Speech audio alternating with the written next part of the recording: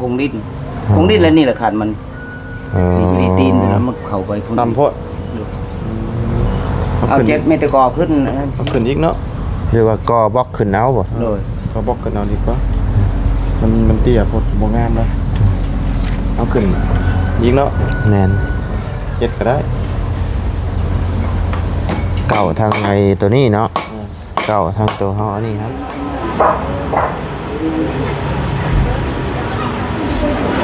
พ่อปู่อยากน้ำแล้วนี่พ่อปู่เนี่ยแต่ถ้า เพิ่นยังสิกบอยู่เพิ่นยังสิกบอยู่แต่ว่าเป็นต้องห่วงเพื่อนเพิ่นยังสิกบของให้อยู่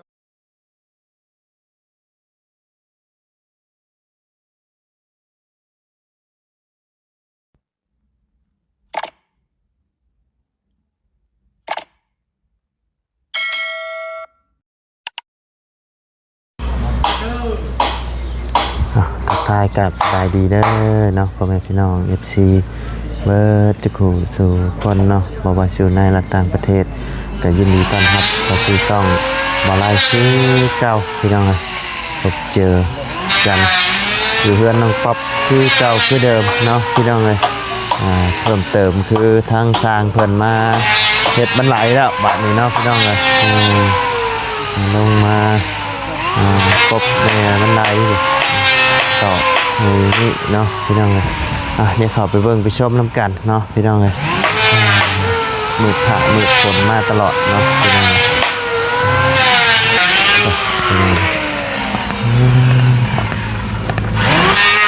โอ้ทางนั้นเอาบานประตูทางนั้นเนาะอันนี้กำลังบันไดเนาะ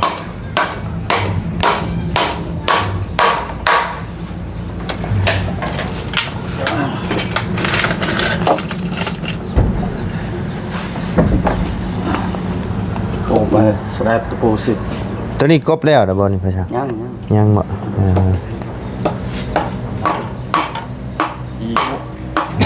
ไหนเนาะ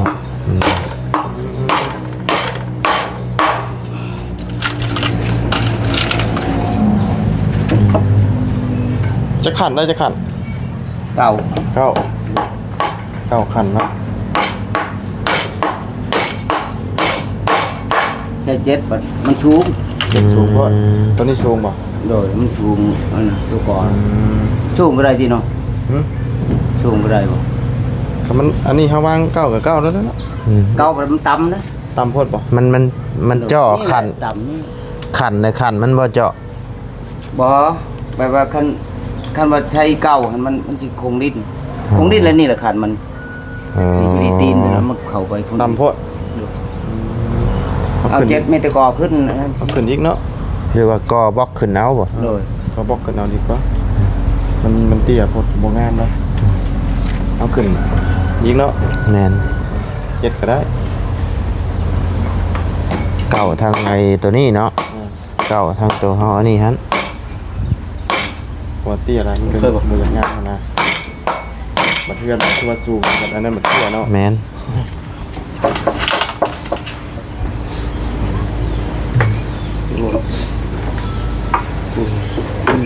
ป๊อปไปใช่ค่ะ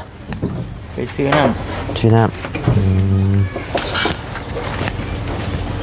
ลายติดบานก่อนเนาะตรงเทิงเนาะ ำเลย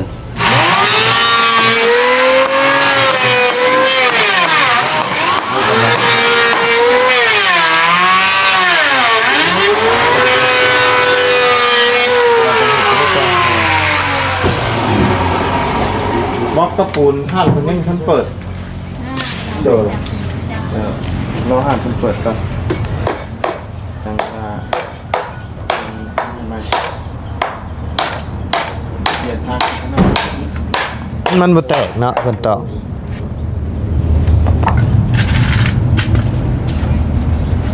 พวกนี้ต้องเตะมาต่อ ง่ายนะก็เห็นช่างแดดตอกคือว่าแตก คนละไม้ป่ะ มัน ไม้โมเดล อ่อน ไม้ตัวนี้มันจะแตกกัน พอเฮ็ดกันเพื่อนเราเทิงนี่ค่อยปาดเอาได้นี่เด้ให้ก็เหลือหน้าใหญ่โลด เพราะว่าปาดอยู่ในนี่บ่ โดดงาม อ๋อ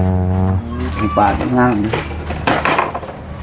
ว่าไงเขามีไม้หนาใหญ่เราปั่นเลย โดด อันนี้ปาดบัดยามันหักไม่น้อย เลย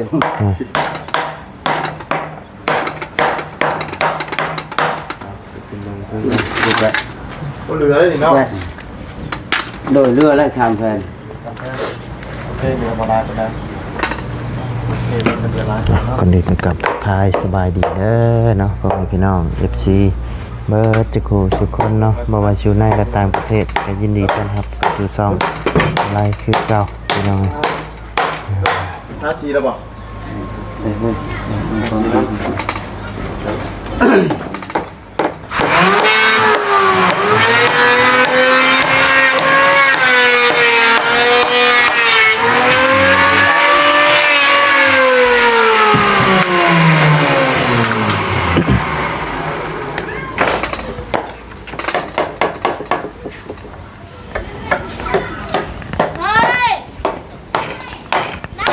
โอ้เยอะเรียบแล้ว ใจเย็นใจเย็น มืออื่นนี่ปิดจับเนาะมืออื่นเนาะเรียบร้อยเนาะ ตายแล้ว อาจจะแล้วอยู่ดอกมืออื่นเข้าไอ้บานนี้แล้วบ่มื้อนี้ มื้อนี้มีแต่ปาดกบตัวนั้นแล้วก็ทาสี ทาสีอ๋อ ยื่นเป็นใจตัวนั้น เออ ใช้เลยติด หน่อย น้ำเลยไปแบกอักรา โอ้สิทาสีก่อน แบกกำลังอันนี้ อืมอืมเขาสิเอาไปกบบ่บัดนี้อืม งาม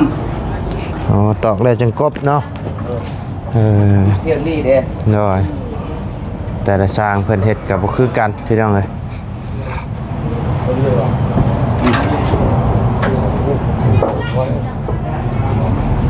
ครัว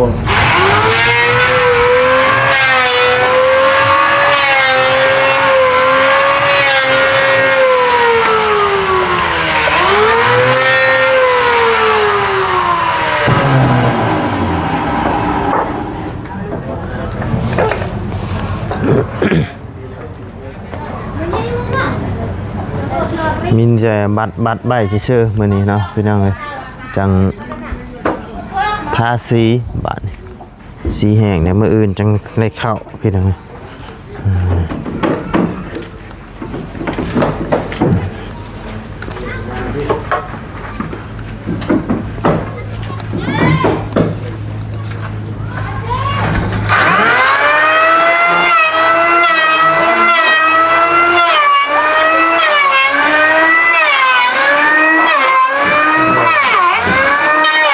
แล้วกบก็สิอันได้พี่น้อง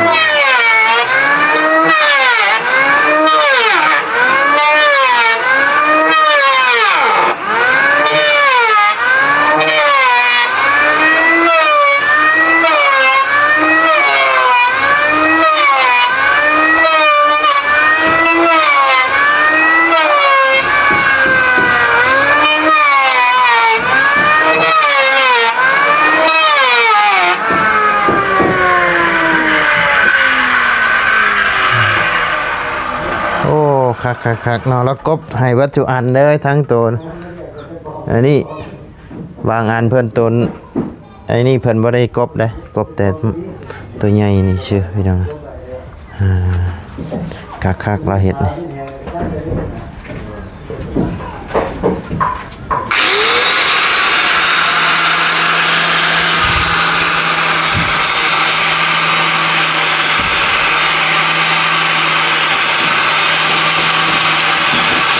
ี่ง่ายๆเนาะคือมือนี่เนาะมันบ่ต้องไอ้มากออกมาผล ตัวพ่นตัวนั้นคักกว่า มันทนกว่าเนาะ พ่นกว่า ตัวนี้ก็อันนี้ก็บ่เปลืองอีกเนาะอันนี้เปลืองเลยนี่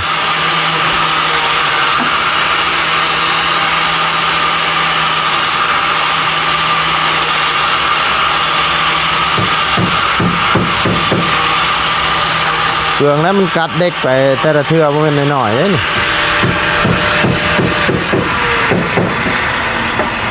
มือแบบมันใบมันก็เบิด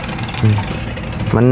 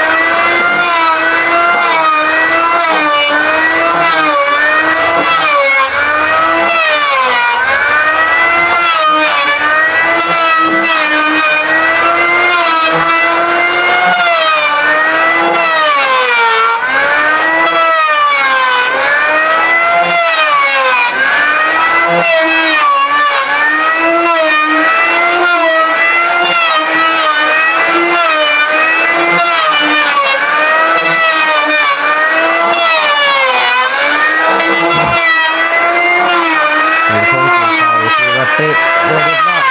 คือยังไง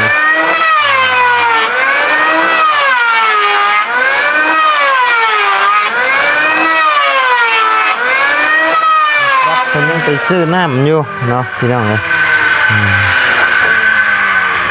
มาทันมา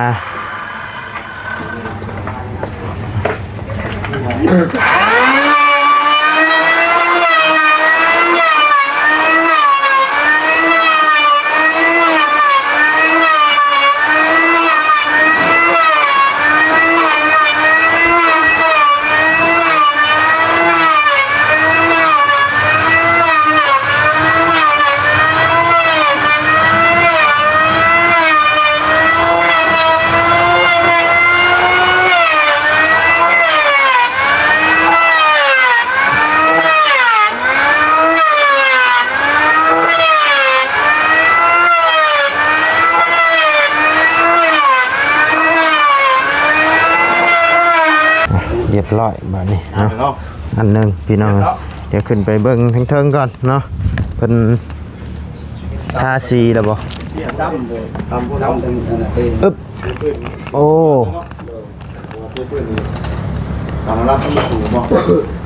โอ้บ่ได้ตอกตะปูเนาะตัวนี้อึ๊บ ทางนี้ทางนั้นตรงนี้ อึ๊บทาสีเลยเนาะข้างนี้เนาะโอ้ครับพี่น้องคิวแฮะเดือดมาเมาเนาะ จะรอผมปรุงเนาะ แบ่งแผนกกันเฮ็ดไว้เนาะใช้ลูกไผ่ไปใช้ไปนี่ หลวงพ่อไปซื้อหน้า ไปชื่อน้ำกิน ไป คนยืมรถไปซื้อหน้า โอ้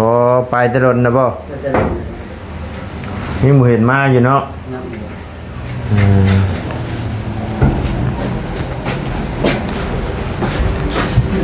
มื้อนี้มีแต่ทาสีไว้มื้ออื่นมาเข้าเนาะ คำแหงเนี่ยของ ถ้ามันแห้งนี่ก็เข้าเลยเนาะกันเวลามันได้พี่น้อง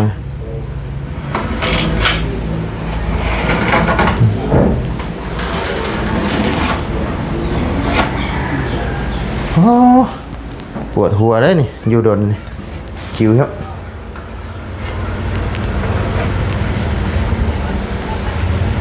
เพราะเขาต้องหมายไว้บ่ มาเริ่มจากจืด แต่ละอันเนาะ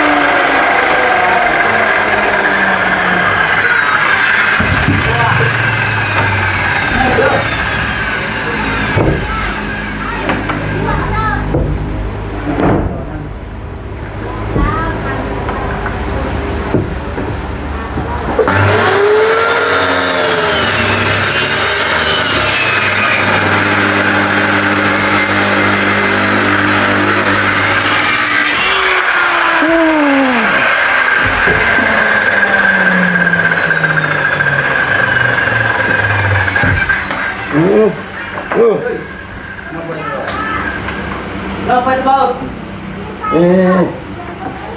เจ้าเบิกใช่แล้วเรื่องนี้ได้จักปองตัวนี้แล้วบ่ได้บ่นี่น่ะแทกแล้วบ่ได้เนาะแต่ละอันเพิ่นสิวางปะไว้คู่เลยเนาะ ให้หมดมันอย่ามันลง อย่ามันดงเนาะ คนแคบใส่ให้ปองเอาไปใส่ปองสุกอื่นก็บ่ถือเลย เนาะเพราะว่าเฮาแทกแค่ปองนี่แหละเนาะ ใส่ปอง เนี่ยกันแม่นคือเฮานี่อยู่ โอ้โหแล้วเฮาเพิ่นเป็นช่างเพิ่นเข้าใจอยู่แล้วพี่น้องนะ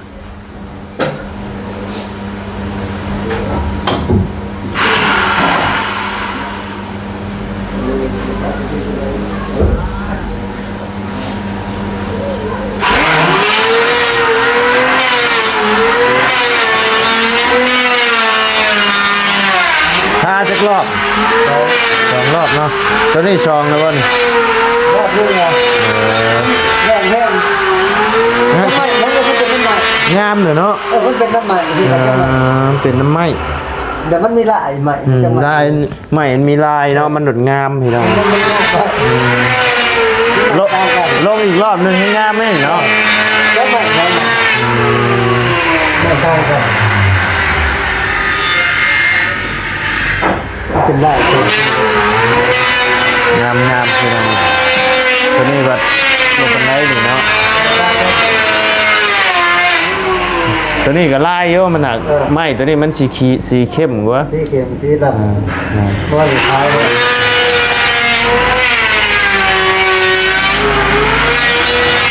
มาแล้วก็ทุกไข่จะ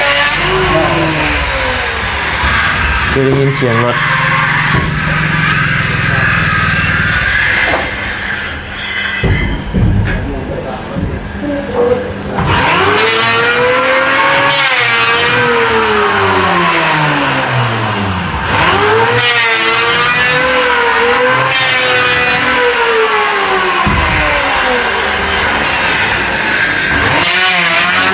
อยู่หล่นบ่ได้คิ้วตัวนี้พี่น้องเลย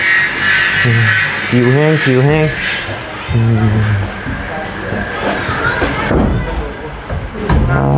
เรามาที่ชื่อน้ำ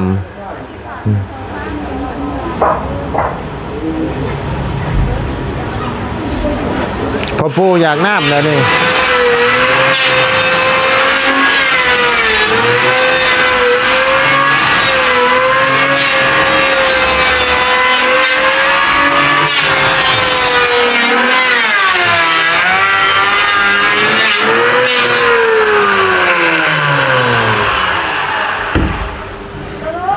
ไปฮะดึงถอยกำลังให้เป็นกินเนาะ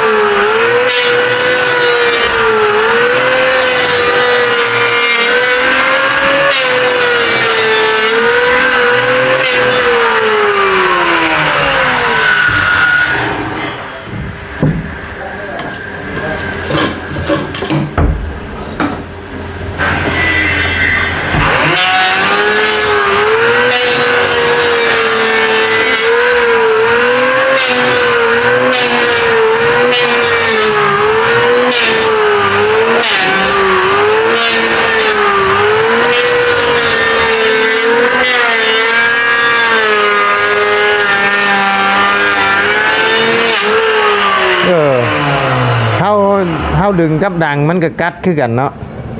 แต่แผลคมกบ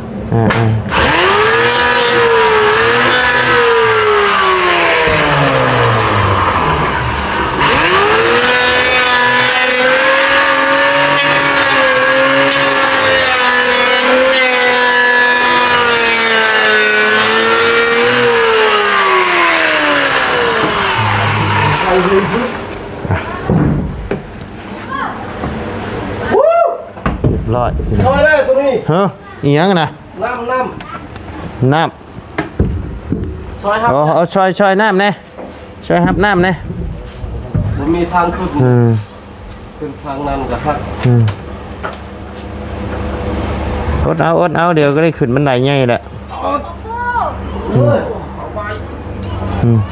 จะขึ้นแม่พ่อปู่แม่ ดื่มใส่น้ำมัน ดื่ม ให้เงินอยู่ใน แมนบ่ดื่มใส่น้ำมันบ่เป็นหยังดอกนะพ่อปู่ บ่ มันได้อยู่ใช่เจ้าเนี่ย เอาไว้เงินอยู่บ่รถจะเด้อบอกใจเด้อบอกพูด มันบ่เป็นหยังแต่ว่าบ่ได้ใช้กะเสียของพ่อปู่เจ้าของเนาะ มันใช้ได้อยู่ น้ำมันใช้มาหลายอยู่เนาะ ตัวสบายเขาเป็นอย่างนี้ โอ๊ยเขาเองอยากใส่แล้วเขากลัว แม่นบ่ ไม่เห็นไหม บ่เอาไปใช้ให้เราใหม่ก็ได้ ใส่ให้เงินแล้ว จะเอาเงินให้เราเลย ใส่อยู่ในเบาะ เอาเงินใช้ในเบาะเลย โดยชอบมัน ไปเอาน้ำมีแค่น่ะ อยู่บ้านดง อยู่บ้านดง เหนื่อยภาษีฟ้าให้ทั้งปูเอาไว้แต่ว่าเขาลืมน้ำเลย โอ้ แล้วบอกให้ตะโลไปสื่อตะโลบอกว่าโบกล้าเขาไปอยู่ข้างหน้า อ้าวคือว่าบ่กะย่านคน คนร้าย อ้าวคนบักกึ่นให้กว่าแลมโบยังย่านคนเนาะเบิ่งคนคือสิบ่ย่านแท้กึ่นบ่กึ่นเนาะบ่ได้ท่าซอยเพิ่นบ่ได้ท่าซอยผู้กู้ว่ามัน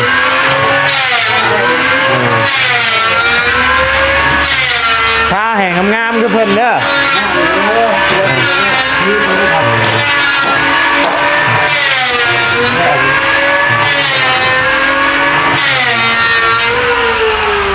โอเคฉันเนาะพี่น้องเดี๋ยวให้ทั้งน้องเพิ่นท่าช่วงท่าสีก่อนเนาะทั้งบ่ไรก็สิออกไปหากินข้าวกินน้ำก่อน เอาใส่บ้านคนที่บ้านเด็กเอาปูเอาใส่บ้านกลางไว้ เนี่ยแต่ถ้าตัวเสีย เพิ่นยังสิกบอยู่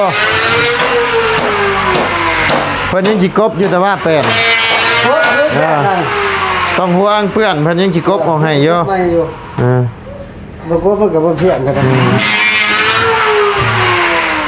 ป้าแซ่น้องป๊อปไปกันเด้อบัดนี้เด้อเด้อสบายดีเด้อ คุณทางเมจิกี้แล้วทางซีเดอร์เข้ามาสุดนี่แหละขอให้เราเดินทางปลอดภัยขอ โดยป้าแซ่พี่น้องเอ้ยสำหรับคลิปนี้ก็ได้เด้อพี่น้องเด้อพบเจอกันคลิปหน้าเนาะขอบคุณพ่อแม่พี่น้องและ FC เบิร์ดจุกูทุกคนเนาะที่เข้ามาติดตามนะครับชมทั้งช่องบ่ไลเนาะสำหรับคลิปนี้กำลาแล้วพี่น้องสบายดีเด้อ